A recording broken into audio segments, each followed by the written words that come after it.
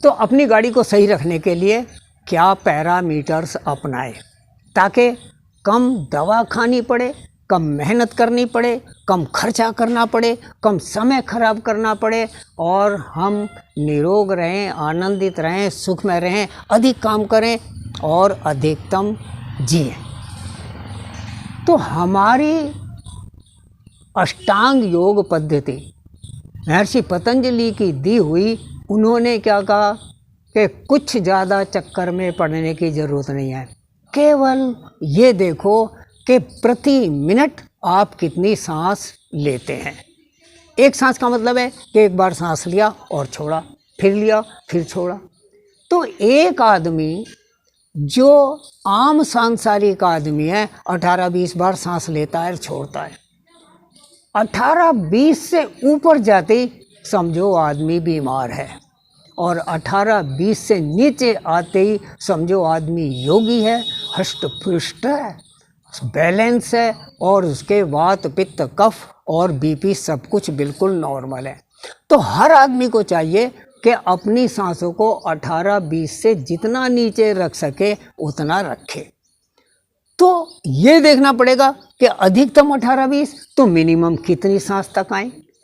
तो मिनिमम सांस कब लेते हैं?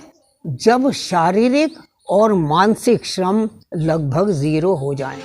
क्योंकि जैसे ही हम मेहनत करते हैं सांस तेज चलती है, जैसे ही हम आराम करते हैं तो सांस थोड़ी सी कम हो जाती है। लेकिन जब आराम करते हैं तब भी हम सोचते रहते हैं, सोते हैं तो सपने देखते रहते हैं, फिर भी मानसिक श्रम चलता रहता है, फिर भी सांसें तेज चलती हैं।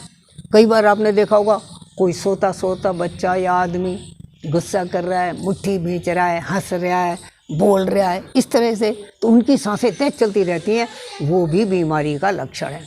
लेकिन जब हम ध्यान करते हैं, मेडिटेशन करते हैं, पूरी तरह निर्विचार हो जाते हैं, तो मानसिक श्रम 0 और बिल्कुल आराम से बैठे हैं, कोई काम नहीं कर रहे तो शारीरिक श्रम 0, और कमर सीधी करके बैठे हैं तो गुरुत्वाकर्षण बल का इफेक्ट भी लगभग 0। उस टाइम हम मिनिमम सांस लेते हैं।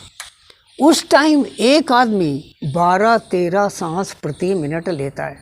इसका मतलब ये हुआ कि 12, 13 और 18 के बीच जो आदमी सांसें लेता है वो स्वस्थ है, उसका बीपी सही है, उसका वात पित्त कफ भी संतुलित है, और वो आदमी अधिकतम जिएगा, अधिकतम निरोग रहेगा, उसका खान पान, उसकी नींद वगैरह बिल्कुल सही होगी।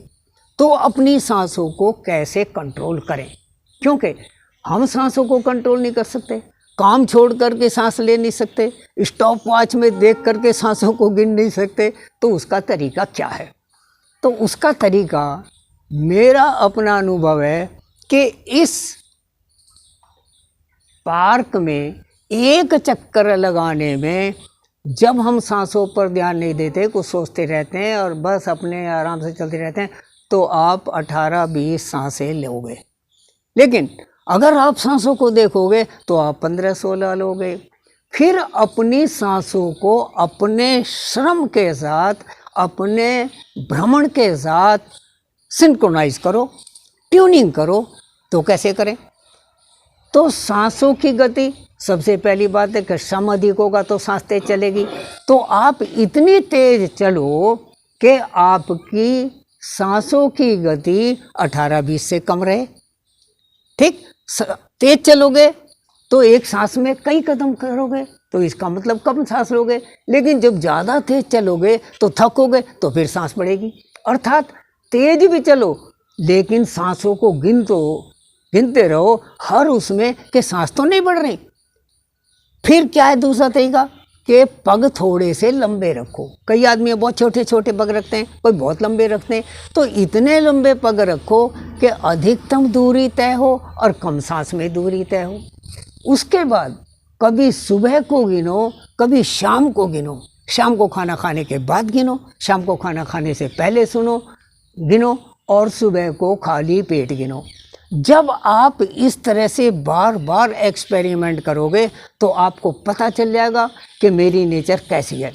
मैं ज़्यादा खाना खा लेता हूँ तो कितनी बार सांस लेता हूँ, खाली पेट आता हूँ तो कितनी बार रहता हूँ, लंबे पग रखता हूँ तो कितने रहता हूँ, सुबह के मौसम में कितनी सांसें आती हैं, दोपहर की कितनी आती हैं, शाम को कितनी आती हैं। इस तरह से यदि आदमी अपने खान पान का, अपने श्रम का, अपने मानसिक विचारों को ध्यान में रखते हुए अपनी सांसों को गिनता है तो वो ऐसे ऑप्टिमम लेवल पर आ जाता है जहाँ पर वो मिनिमम सांस में अधिकतम काम करेगा, मिनिमम श्रम करेगा और मैक्सिमम आउटपुट लेगा। इसी को एफिशिएंसी कहते हैं, कार्यक्षमता कहते हैं। अर्थात इनपुट कितनी दी, आउटपुट कितनी ली, जो डिफरेंस है वो लॉस निकल गए। जो आदमी कम लॉस में अधिकतम आउटपुट लेता है उसकी एफिशिएंसी अधिक होती है, वो एफिशिएंटली हर काम को परफॉर्म करता है।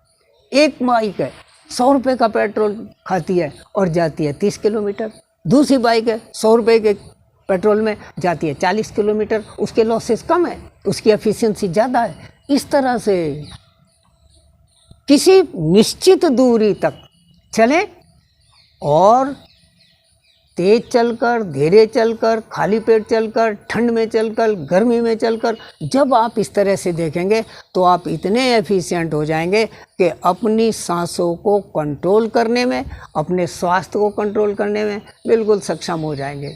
ये हमारी जीवन की गाड़ी को नियंत्रित करने का, सही रखने का, ऑप्टिमम रखने का, आनंदित रखने का एक बहुत बढ़िया पैमाना है। इसलिए खाली टाइम में फालतू ना सोचें, ब्लड प्रेशर ना बढ़ाएं, चिंतित ना हो, किसी की निंदा ना करें, अधिकतम अपनी सांसों को देखें और उस आत्म तत्व तक पहुँचें जिसकी वजह से हम जिंदा हैं।